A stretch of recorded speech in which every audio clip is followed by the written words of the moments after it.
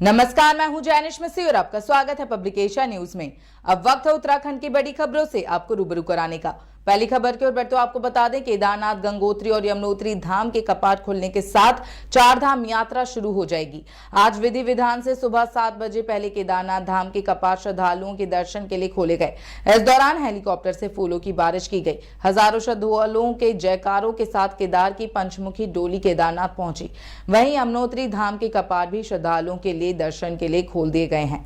वहीं अगली खबर की ओर बढ़ते हुए आपको बता दें, अल्मोड़ा जिला अस्पताल में ऑपरेशन के दौरान गलत नस कटने से महिला की हालत बिगड़ गई। गंभीर हालत में उसे हायर सेंटर रेफर कर दिया गया।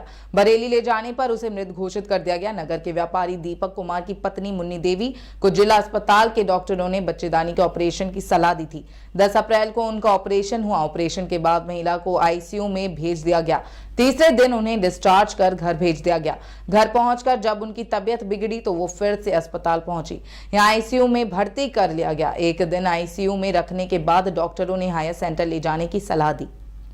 वहीं आगे बढ़ते आपको बता दें, उत्तराखंड के झुलसते जंगलों पर आखिरकार कुदरत ने रहम बरसा ही दिया। तमाम कोशिशों के बावजूद बेकाबू हो रही जंगल की आग बारिश से शांत हो गई। हालांकि बुधवार को रात तक प्रदेश में आग की 25 घटनाओं में करीब 52 हेक्टेयर वन क्षेत्र को नुकसान पहुंचा। इसके साथ ही इस सीजन में आग की घटनाएं 1063 के आंकड़े को पार कर चुकी हैं। वहीं 1438 हेक्टेयर वन क्षेत्र जल चुका है। प्रदेश में बीते 24 घंटों में जंगल में आग लगने की कोई नई घटना नहीं हुई है। शासन ने केंद्र को अवगत कराया कि घटनाओं की सूचना मिलने पर तुरंत प्रतिक्रिया से ही जंगलों की आग पर नियंत्रण पाने में सफलता मिली है। बुधवार को मौसम के बदले मिजाज से उत्तराखंड को राहत मिली है। अगली खबर की ओर बढ़ते हुए आपको बता दें, जौली ग्रांट स्थित एसडीआरएफ हेलीपैड से रुद्राक्ष इस बार फिर 2 धाम के दर्शन कराने के लिए तैयार है। रुद्राक्ष की सेवाएं भी आज से शुरू हो गई हैं। इस MI-17 हेलीकॉप्टर में लगभग 18 से 20 यात्री एक बार में यात्रा कर सकेंगे।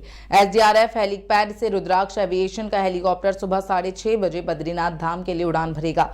रुद्राक्ष एविएशन का MI-17 हेलीकॉप्टर शुक्रवार को गुप्तकाशी के लिए उड़ान भरने के लिए तैयार है, जहां से छोटे हेलीकॉप्टरों के जरिए यात्रियों को केदारनाथ पहुंचाया जाएगा।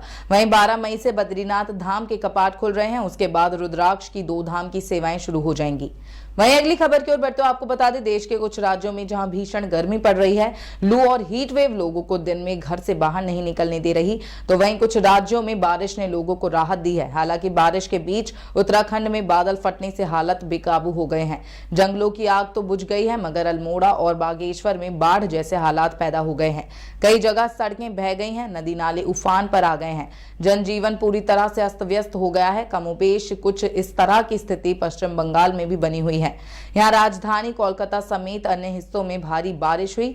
आसमान में काले बादल छाए रहे। ऐसे ही तमाम खबरों के लिए देखते रहें पब्लिकेशन न्यूज। धन्यवाद।